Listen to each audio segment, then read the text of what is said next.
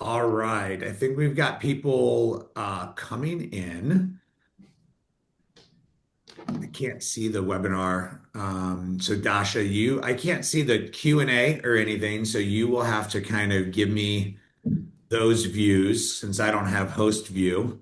Um, but welcome everybody. We're letting people into the webinar now, and we are seeing you guys all join, so thank you. If you guys could put in the chat, where are you coming from today? We would like to see where you're coming from today so we can understand who we're talking to and who we're talking with. We've got an exciting webinar ready for you. The countdown clock is here. The bow tie is on so I can ref appropriately.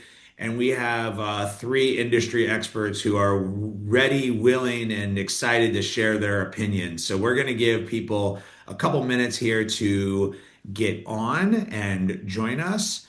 And then we are going to get ourselves started.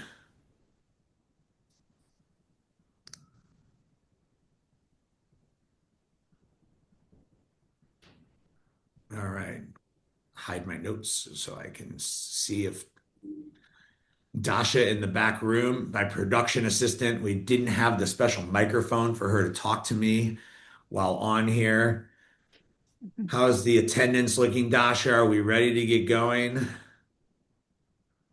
All right. I'm getting word that we're ready to go. So let's get started. Thank you all for joining us for this webinar, 2026, the year of. And we have a lot of questions that we want to get answered. And we thought one of the best ways to do this was to bring in some of the industry experts from some of the companies that we work with, from the agency to the brand side, to really get in, discuss, debate, argue, fight this one out. And they're all playing for the trophy. It is the world's smallest trophy, but it is still a trophy. And we want you as the audience to decide who the winner is going to be. So you have an active part in this overall process. We're going to be going through about 8 rounds here of talking about different things that are happening in the industry. Each speaker is going to get 45 seconds. Did I lose it? Oh no.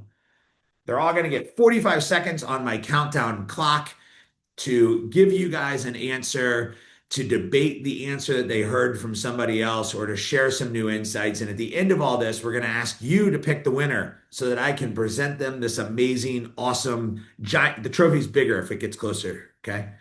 Now, let's meet who is going to be joining us today. So we have Stephanie Andrews from AMP. We have Nathan Otwell from Mary Roos, and we have Serena Rolfe from Publicis Group. So welcome everybody. Excited. I Thank don't want to you. say fight, but it's a good, I'm up for the challenge. Yeah, we're up for the challenge. Nathan, you up for the challenge? Absolutely. Let's go. All right, so we're gonna drop out of screen share mode here. Stop screen sharing, let you see the speakers. We're gonna go into this. Ready for it? Round one. All right. Yes. So, first question is around incrementality. Incrementality eludes a lot of people. It's a definition, it's a term that is still defined with a squiggly red line underneath it because Webster does not actually define it in the dictionary. So will incrementality finally stop eluding us? And Stephanie, we're going to let you go first. All right. I think you put it perfectly, Jeff, but my short answer is no.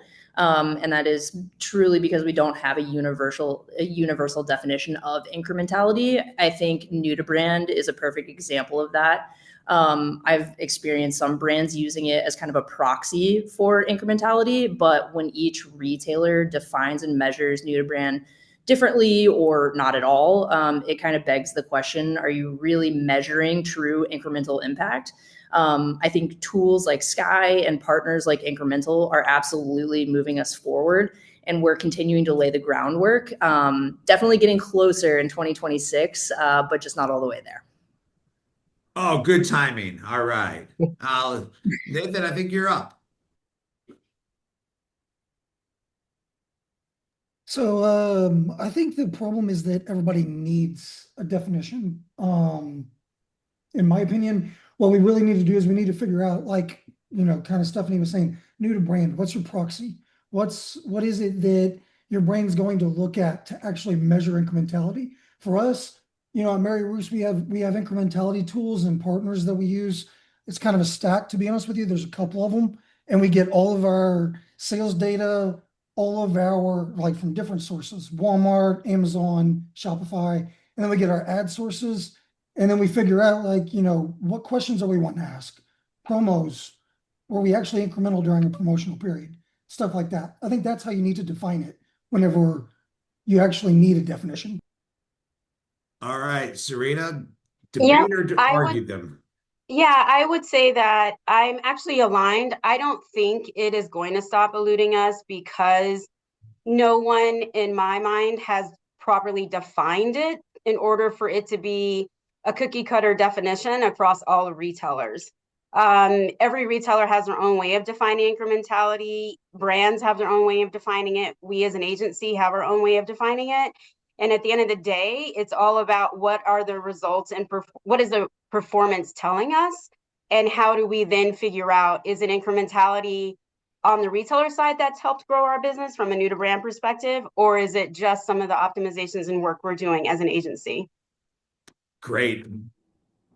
Loved you getting in just under the buzzer. We're going to give you a bonus point for that. And I think that what's critical and important here when we think of incrementality are some things that you guys said, which is like consistent definitions, right? So are all retail media networks measuring new to brand in the same way? If they're measuring one for 12 months, one for 24, one for 36, it's going to be difficult to see the consistency. In my opinion, as it continues to elude us, what we need to use is the idea of consistent measurement as a way of coming to an answer. But keep pushing for some of the things that you guys are pushing for, which is, some of the work from IAB and others to add some universal definitions. All right, let's move to our next topic.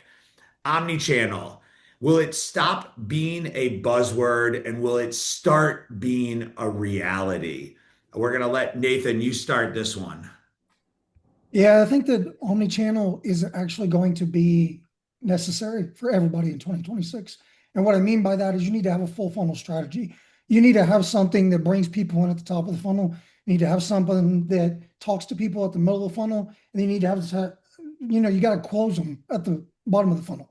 So for us, we have different ways of doing this, and everybody has their own platforms and strategies at those different levels of the funnel. But at the end of the day, that's what it is. It's a full funnel strategy. And if it's not all connected, if it's not all cohesive, if it's not, if the content doesn't speak and then the closing doesn't speak with that, it just doesn't work out. So I think that that's necessary in 2026, that everybody needs to get on. Okay, but one thing I forgot. Hold on before we do the rebuttal. It's round two. Sorry. I got a lot to figure out here. I got a lot of props. All right, back into Omnichannel. Stephanie, do you want to take this one? Yeah, I really do think it stays a buzzword in 2026. And I think it's because it gets so casually thrown around, especially when you're in the agency world. I do think it's going to start finally showing up in strategies. I think brands, to Nate's point, brands are recognizing the need for a true full funnel omni-channel plan, especially as measurement capabilities mature and they make those cross-channel investments easier to justify. So yeah, I think it's a tad overused, but I think in 2026 we're actually going to start to see it come to life. And I did it with 10 seconds to spare. So all right. Serena, you get to bring this one home again. I promise you'll get to start the next one. No worries. I would say from a brand and advertiser's perspective, it's not a buzzword, but more of a way to say that our goals are in sync across multiple tactics.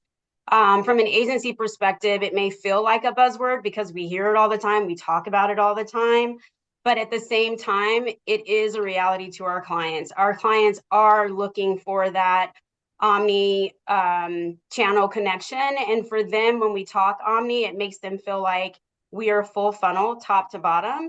Something that I've also worked with other clients on is like, how do we stop talking about funnel, right? Is it more of an infinity sign where we're meeting the customers where they are? So buzzword or not, I don't think omni-channel is going to go away. Yeah. And I And think, I'll kind of wrap it up Jeff, with one thing and just say, like, what isn't a buzzword in our industry, right? Like, that's everything's a that's buzzword in our that's industry. really I what I think, was gonna say, is that the problem is that buzzwords, like Yeah, everybody wants to make something a buzzword. And when it comes down to it, those last two questions, the last two rounds are all about measurement. And it's really about how you're measuring your business. yeah. And for us, it could be media mix modeling, it could be MTAs, it could be Sky, it could be a mix of all that stuff. It could be incrementality testing. But at the end of the day, it's all about measurement. yeah, And if you're not measuring correctly and consistently, 2026, you're going to lose for sure.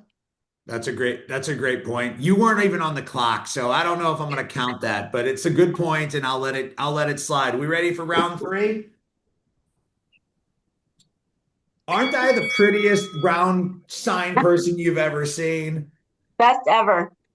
All right. So for round three, we're going to ask the question is, will Trade Desk move into the on-site retail media and spark a programmatic revolution, right? So what's the impact that Trade Desk can have in 2026? Is it going to really bring on-site retail media into a new light? Serena, I promised you could go first, so this one is yours.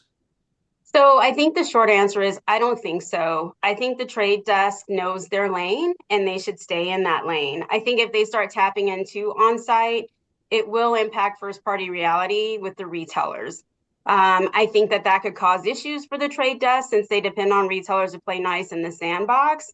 And that means basically them staying in their lane.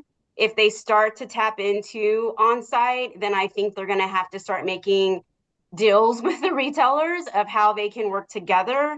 And then what does that mean from an agency and brand perspective? How do we better define what direction we should or should not be going when it comes to on-site media? To me, offsite's defined very well right now. Awesome. Nathan, why don't you go next? Yeah, I mean, I'm not buying it. I'll say like we've seen Criteo do this, and it's basically the same thing. Like Trade Desk lost, that big partnership with Walmart, and so now they're looking for something else to replace it, in my opinion. And with onsite, you're not going to ever take the priority spaces away from the biggest retailers like Walmart and Target. I think that they do have a shot at the long tail stuff, maybe competing with something like Instacart, but Instacart's delivery. So they're in their own thing, right? Instacart's powering some others, Criteo's powering some others. I think that's where Trade Desk is going to end up. They'll power some tech, but I don't see them taking over on-site media for any major retailers. And just because I had Walmart confirm this with me, Walmart is not leaving Trade Desk. They've just kind of announced that they may be making themselves available in other places, but let's continue and move on. Stephanie, you're up. Yeah, I actually don't think that we're going to see a seismic shift happening overnight, but I do think there is quite possibly going to be like a slow, steady reshaping. I think a lot of that depends on what the partnerships look like with the retailers and the trade desk, because I know that can vary from retailer to retailer. I think it's smart for the trade desk to step into onsite. It sounds like more retailers are ready to plug in already. And I do think, to Nate's point, there's a lot of mid to long tail retailers who may not have the resources to build these full funnel RMNs. And I think partnering with the trade desk gives them these turnkey capabilities without necessarily reinventing the wheel. And honestly, as somebody who buys media, I dream of consolidation. So one buying platform, consistent workflows, unified reporting. I don't know who can say no to that. All right. Well, I love that we had a little bit of controversy there. There were kind of two sides of that equation. I think my next one will do it as well. So let's move on to round four. Thank you. All right. Recently in the news, this is a hot off the press type of news story. Amazon, there are rumors about Amazon reducing its relationship even further with the USPS. maybe even potentially, competing against them. Actually, I saw that. I thought that for a long time. I just couldn't say it because I was at Amazon and I wasn't allowed to make, suggestions of things that I thought were coming in the future. But I saw that. I thought it was kind of a natural move for Amazon and everything that they were building. The question I have for you guys is who's Amazon going to join forces with next, right? Amazon announced major partnerships starting in the summer of last year, all through the end of the year, whether it was Netflix or off, um, off web with Disney, Hulu. I can go on and on and on in listing all of these. Who's Amazon going to join forces with next? And maybe even like, what does that mean for us as advertisers? Let's see. Serena, you want to start this one again? Sure. Yeah. So honestly, I do see them joining forces with what we would call an emerging retailer, like an Instacart or DoorDash or an Uber Eats. They started this when they acquired Whole Foods Market, and so I could see them taking it to the next level by tapping into the emerging retailers. I think the logistics are already in place, so I don't feel like it would be a ton of effort and work for Amazon. And honestly, I do think someone like a DoorDash or an Uber Eats could almost appreciate the logistics that Amazon would have to offer to help better support their business. So that's where I sit with that. Yeah, and if I remember correctly with my Prime membership, I think you get one of them right now, right? Like there's Yeah. I don't remember which one it is. I can't keep track of the different benefits you get from different things. It's if somebody wants to solve that problem, let me know because I could use a solution. All right, Stephanie, you want to go next? Yeah, I think unfortunately I can't really duke it out with Serena on this one. I'll build on it. I think Amazon isn't as much of a join forces player. They're more in the business of like acquisition. So what I actually think is that there's going to be less collaboration and more competitive insulation, if anything. So I think I'm with Serena on this one, where they have everything in place for that fresh delivery with the Whole Foods. They're testing it out in these bigger markets in certain areas. But I do think that now they just need a partner like a DoorDash or an Uber or an Instacart. And I think instead of letting it be a partnership, they're going to absorb it. Interesting. We got two people going down the same path, and it's both around kind of grocery and grocery delivery. Nathan, you have a same opinion or different? I'm going to go a different way. I think that, what they're doing is they're trying to own their own fulfillment center type of thing. Basically, and USPS might just hinder something, it's just third party. Could be government owned, could be private owned, whatever. It's just third party. I think that they want to own it. I think they want to own everything. For that matter, I think they're going to move on from retail. I think they are a tech platform. I think they want to be a media platform. I think they want to be an advertising platform. I think Amazon is moving into a world that's not even retail. I think they want to take over like Paramount Picture type of thing and get, you know, like UFC moving over to Paramount and stuff like that. It's all on Prime Video, with a premium subscription and stuff like that. I think that's kind of what they want to tap into. Yeah, I think that's I think those are some yeah, I get the answer is they could kind of go any direction that they want. They probably have the funds, they probably have the resources. I'd love to hear from you guys out there in the chat. Like tell me in the chat if who do you think Amazon's going to join forces with next? Who let's see who you guys are thinking maybe out there for everyone to be thinking about. So share in the chat who you think um, Amazon would want to join forces with next, and maybe, share if what it's doing for your business. Got a shy audience, so go ahead and start ripping that chat up and sharing with us. This is an interactive. We should have made you guys all like the fourth debater and make somebody come on. All right. So as you're thinking about who is next, what I want to ask is, we'll take us on to round five. All right. I love these round cards. I don't know what I'm going to do with them afterwards. If somebody wants them, let me know. You need them for meetings. That's what you need them for. That would be All right. perfect. So we talked about buzzwords, and one of the biggest buzzwords around is Gen AI. So let's talk about the impact of Gen AI on sponsored ads. There's been a lot of development around things like, Performance Plus, P Max from Google, right? That are doing a total, overall process of letting the system move their ads where they need to be. So will Gen AI and the automation of advertising kill sponsored ads altogether? Nate, why don't you start?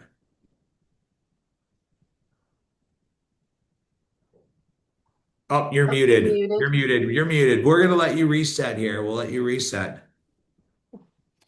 Sorry, go ahead. Yeah, I don't think it's going to kill sponsored ads at all.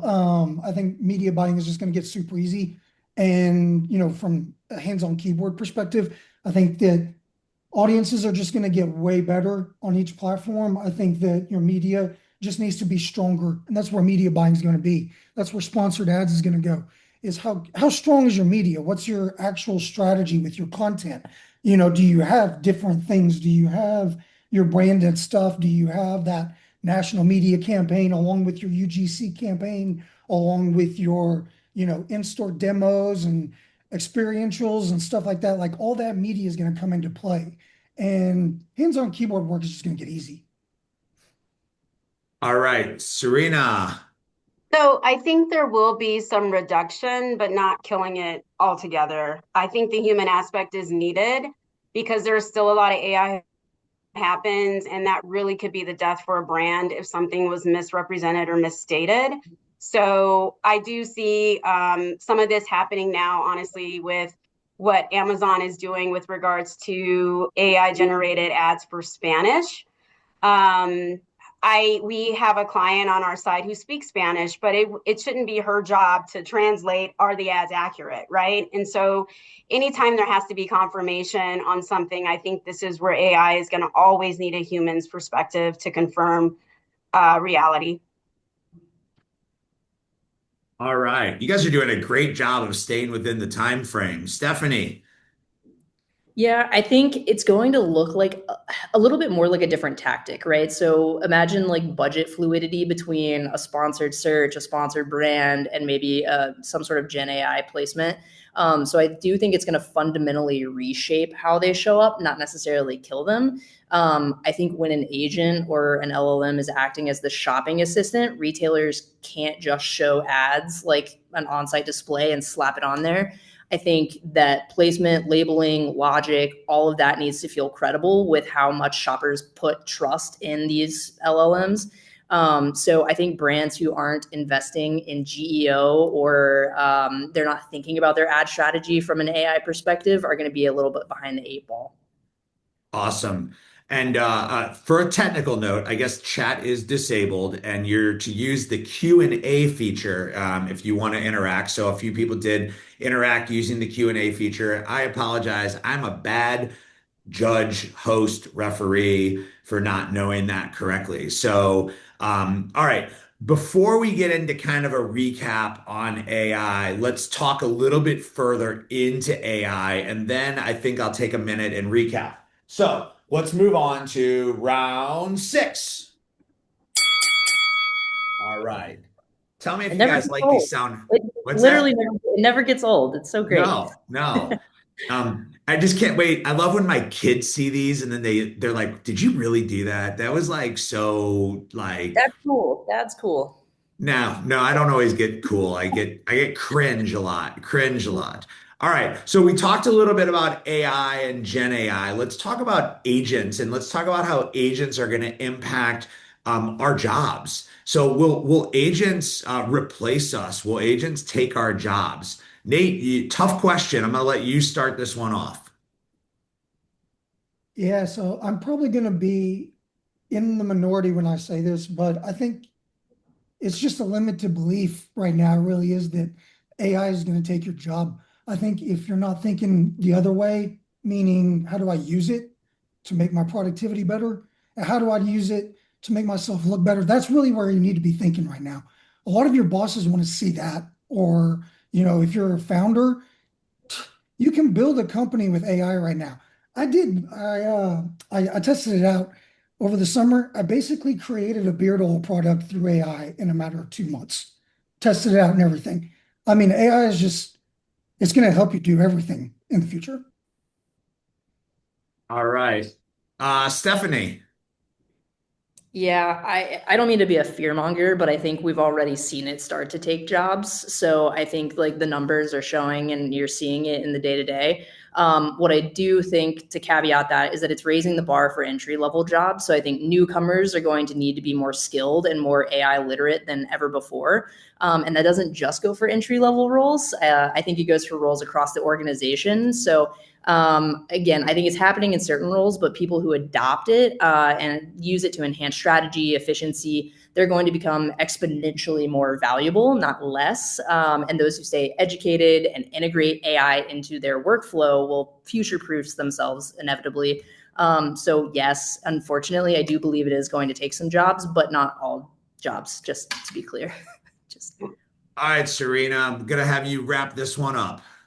Yeah, so I do think there's a little bit of fear right now around AI and it taking jobs. I do agree with Nate as well, because I do think that, in Stephanie's point too, that there is a chance that lower level and maybe even upper level jobs will be lost to AI. But I think right now we need to start treating AI as an extension to our team, similar to how we think about an intern, right? Like we have an intern join us, we're not paying them for the most part. We're having them do some little smaller jobs or tasks for us. If we feel like it's working great, then we hire them full time. If we feel like they're not, we move on to the next person. But to be worried and scared about AI right now, just I think we just need to not be so freaked out and think about them more as an intern. So, Serena, is now a good time for me to mention that my daughter is applying to an internship with Publicis in Chicago? We can talk about that offline. We can talk about that offline, but you brought it up, not me. So, to There. wrap up, to wrap up agents and AI in general, I think you guys brought up some really good points. We at Skai believe that you need a human in the loop, right? That AI is an assistant to the work that you're doing. It's not a replacement. We also believe that you don't just need to learn AI tools. You need to have a business strategy for an AI world.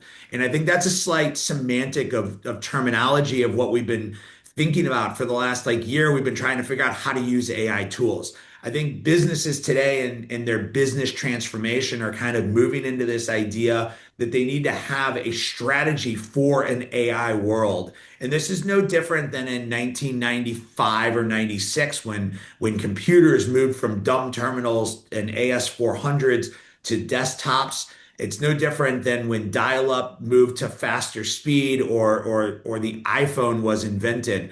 When these types of tectonic shifts occur, we have a lot of fear about what it's going to be, and then the reality kind of settles somewhere in between, right? And so there's a lot of good and a lot of change that it's going to drive, and there's no question about that. But it won't be the total futuristic world that maybe some develop it and paint it to be. Let's be honest, we live in the Jetsons world, right? We have automatic robots that come in and vacuum our carpet. We have cars that drive with no driver, right? Like a lot of these things have come to fruition, but they've come over a long period of time. And I think we need to understand how we operate as the world evolves, and not just necessarily what its immediate impact on us will be. And somebody agrees with me. So I like Roberta because she agrees with me. All right, we're going to move on to round seven.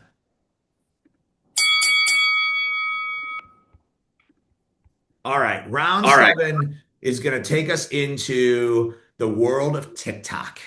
I don't fully get TikTok. I doom scroll through it every once in a while, but my kids are shoppers on TikTok, and other social apps like TikTok. The question is like, where is TikTok in becoming a retail giant? When we think about TikTok and we think about the future, how are you guys thinking about it as brands and agencies about it being a retail play? Stephanie, you want to start us off? Yeah, I kind of view it like Amazon, where you can't walk into a physical store, but it's not necessarily going to become a traditional retail giant, but I think it's going to be an incredibly major commerce engine. So I don't think TikTok is trying to be like a Walmart or an Amazon. I think they're building this inspiration to transaction pipeline in a way that most other retailers can't really do. If you think about it, the For You page is arguably one of the most powerful product recommendation algorithms there is. I know everything that shows up on my FYP is instantaneously I'm going to, purchase it from TikTok Shop. But I think they're doing their own thing and they're going to build a Goliath. The numbers don't really, they show astronomical growth that leads towards a really strong 2026 for them. So Yeah, Robin shared in the chat slash Q&A that the GMV hit 33 billion in 2024, which was almost tripling from yeah. 2023. And on Black Friday, Cyber Monday, they crossed 500 million in US sales over those 4 days. I'm curious, Robin, do you work for TikTok or do you just have those stats off the top of your head? I love it that you shared. Thanks for adding to our debate. Nathan, let's hear your opinion on this. Yeah, I'm not buying them as a retail giant, media giant. They'll get there for that for sure. What I will say about it is, Robin mentioned the GMV thing. You could say the same thing about Shopify. It's just a Shopify marketplace is all it is with a media aspect to it, which is video. And that's really where the power is. What I will say about TikTok, the reason why I'm not buying them as a retail giant is because retail builds your LTV. I love me some TikTok. Mary Russo loves them some TikTok. We are the top TikTok shop at sometimes in the world. So I mean, we do a lot of GMV on there, but as a retail giant, people are going to move on. You know what I'm saying?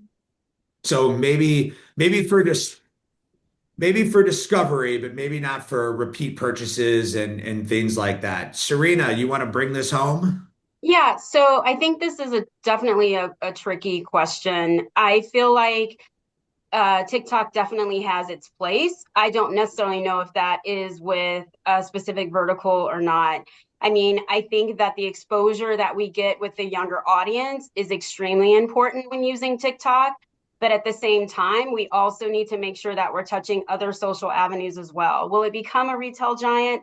I don't think so. I'm kind of with Nate on that, but I do think it's going to have its place. I think authenticity also is something that pops up a lot with TikTok when using influencers and stuff like that. Being authentic versus understanding true quality of a product is always going to matter. So whether that's a TikTok or another social avenue, that to me is what's going to matter most. Yeah, I mean, to me, that was like the early days of Temu, right? When my son started buying on Temu and the product started coming in, I was like, "What is this that you bought?" And like half of it ended up in the garbage. Quite frankly, it was because you bought one thing and you got five more free if you spun the wheel. Robin did share that she doesn't work for TikTok, but she shared this information recently in a presentation that she did, and she also wanted to highlight TikTok's influence on younger demographics. And then Janelle shared that TikTok is more comparison to a QVC or an Etsy or a home shopping. Now, my 15-year-old, he uses a new site. It's new to me. It maybe isn't new, called Whatnot or What's Not or something like that. And he has friends making that are 15 making hundreds of dollars on What's Not, running like That's where live. TikTok is, man. That's where it's at. Where you're going with that is exactly, we talked about it, and you can have 10,000 followers and promote a product. I've got 250 of those people in a Billo campaign that are going to say what I want them to say. So, I mean, it's kind of like the AI thing. AI is powerful, but you got to, like, there's a trust factor there that if you break that trust factor, what happens? There's going to be influencers that are going to break the trust factor at some point. And I think that's really where the downfall is. Yeah, Roberta just said Google TikTok made me buy this and see what comes up, right? Like it does have a place. I think we all are agreeing it has a place. Maybe we even broaden that question of not just the retail giant of TikTok, but like social shopping, right? Like maybe the question is even like, does social shopping finally have its time in the sun, right? If you look to the west, and you look to, Asia, social shopping is gigantic, right? You've seen if you haven't seen it, it's pretty amazing. You see these walls of cameras. They're selling millions of dollars in a short period of time. It's been slow to catch on here in the US. I think what you're seeing with Whatnot and what you're seeing with TikTok are starting to kind of be our version of social shopping. And so maybe it doesn't become the retail giant in 2026, but social shopping may become more into the light. All right, ready for our final round? Round 8. All right, let's get into the discussion of Walmart and Amazon. And it's great that I've joined Skai recently. I've been able to see a larger world than the Amazon world that I was, mainly entrenched into. Walmart is clearly catching up with Amazon, maybe, even beating them. I want you guys to kind of discuss this. Is Walmart catching up with Amazon? Is Amazon still far away? Are they beating them in certain areas? Are they able to kind of, win certain pieces of this? Like the Walmart Amazon piece of this. Let's hear what you guys think and how you're thinking of Walmart as you move into 2026. Let's see, Serena, we're going to have you start. All right. So I do think it depends on how we're defining their own field. So we know that most retail platforms use Amazon as their template, but we also know that Walmart and Amazon both struggle with providing proper support to their advertisers. So much of the data, and I say this because much of the data is a very walled garden protected or is limited when it comes to being shared, i.e. reporting, managed serve versus self-serve. But I would say that based on my experience, the one that provides the best service with full transparency will be the winner. I mean, I don't necessarily think that a brick and mortar up against someone like an Amazon is necessarily apples to apples, but I do think that the service and how they treat their brands and so on and so forth is going to be ultimately the winner when it comes to this space. All right, Stephanie, you want to go? Yeah, I think if you frame it kind of like a traditional race, I think Walmart is still kind of sitting in second place, but it's not a bad thing. I think Walmart is still one of the most sophisticated, progressive RMNs operating today. So, I mean, who's winning? I feel like it oscillates. Some brands and shoppers naturally skew Amazon, and others see better reach or economics or omnichannel value with something like Walmart. So I don't know if it's as binary, to be truthful. I think it's just two giants who are excelling in different areas. And the winner really depends entirely on the brand's objective, their shopper behavior, and other variables. All right, Nathan, you want to finish this one up? Yeah, for everybody that's here, I live in Bentonville, so I'm a little bit of a homer on this one.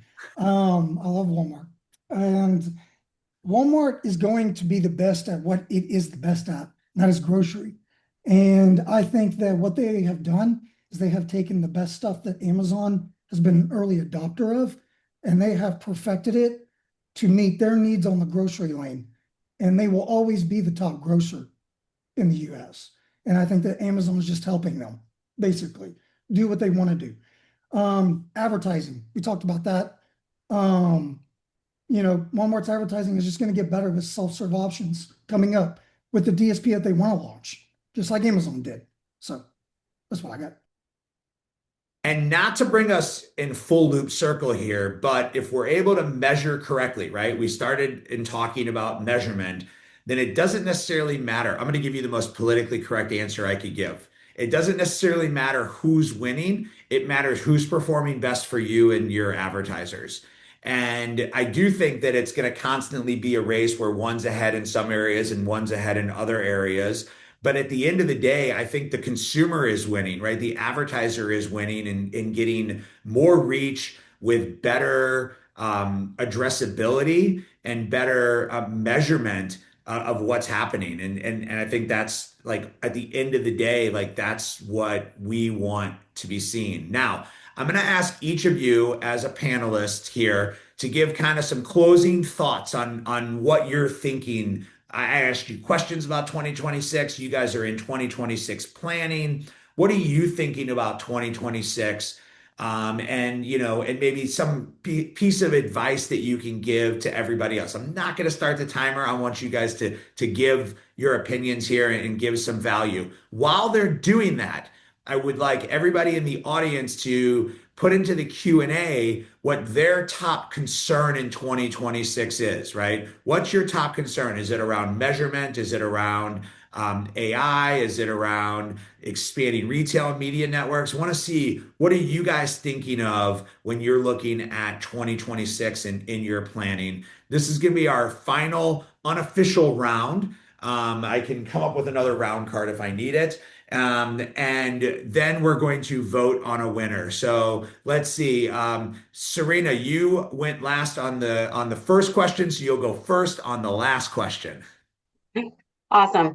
So I think for 2026, the biggest concern that I have right now is really understanding how retailers are going to really invest in their AI. I do think that the chats and all of the different things, the way that people are searching, is going to be important with understanding how can my retailer tell me, was this an AI generated request or was this not?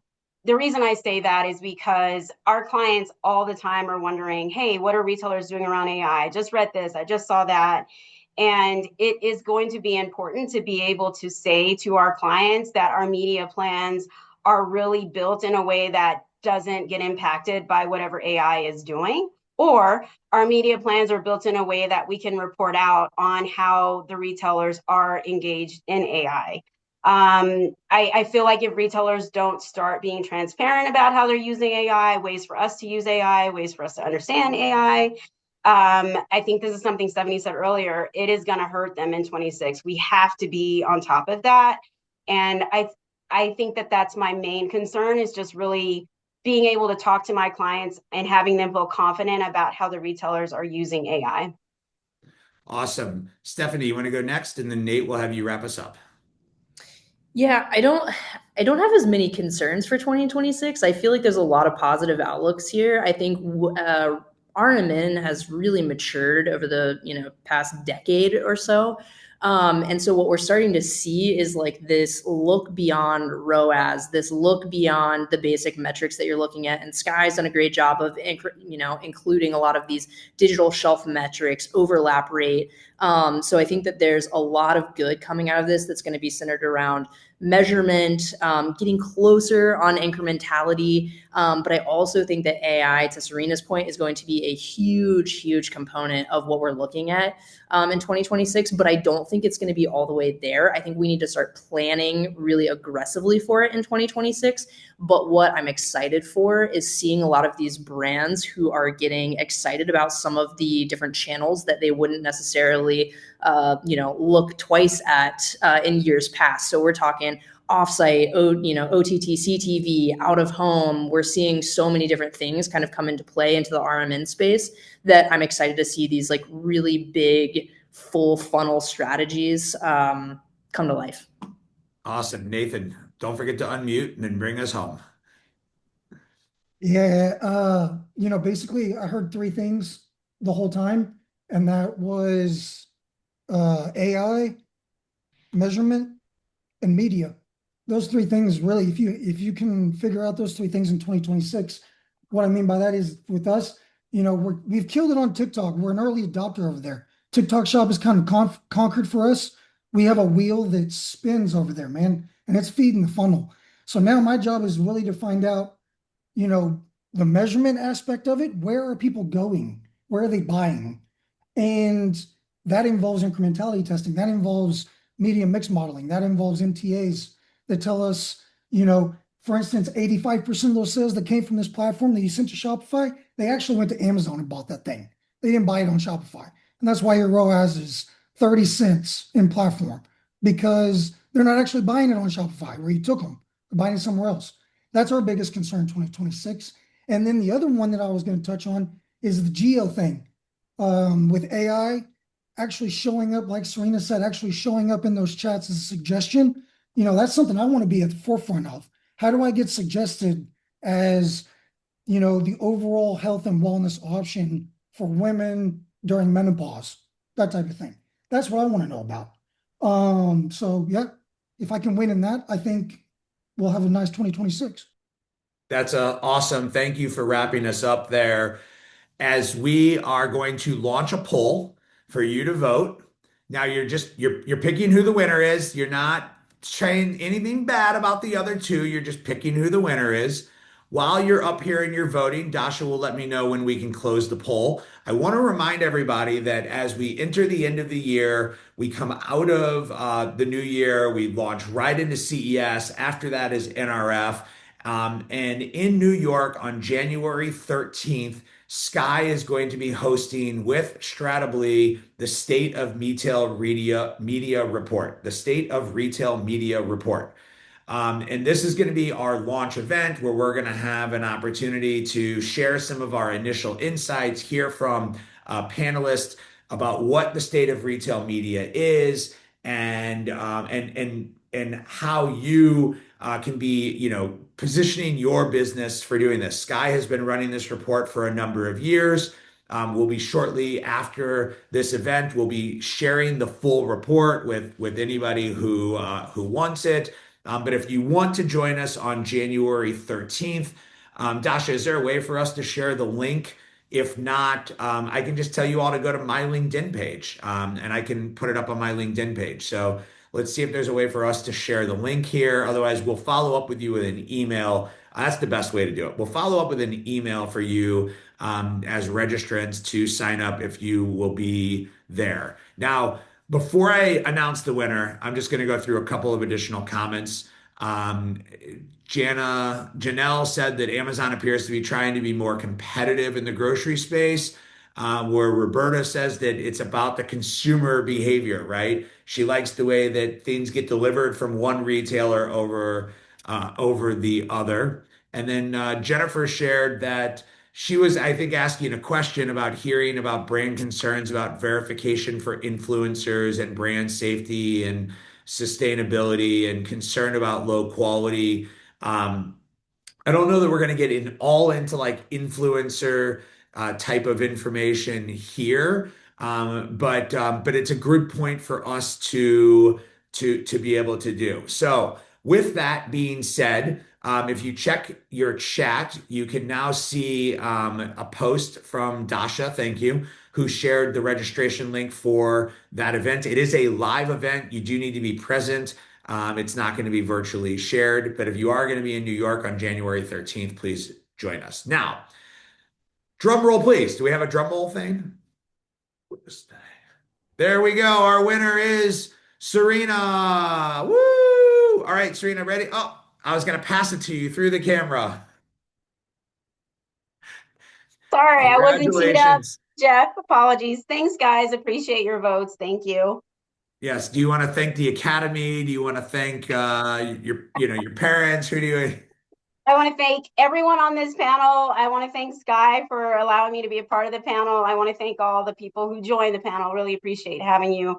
But yeah, this was great. I loved it. It got me thinking about other things as well. So I appreciate Stephanie and Nate's insight as well as yours, Jeff.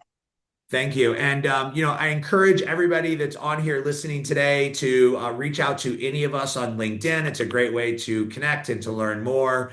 If you have any questions, please feel free to reach out. We'd be happy to answer them. Thank you, everybody. Have a great, happy holiday and end of the year. And we wish you all a successful 2026.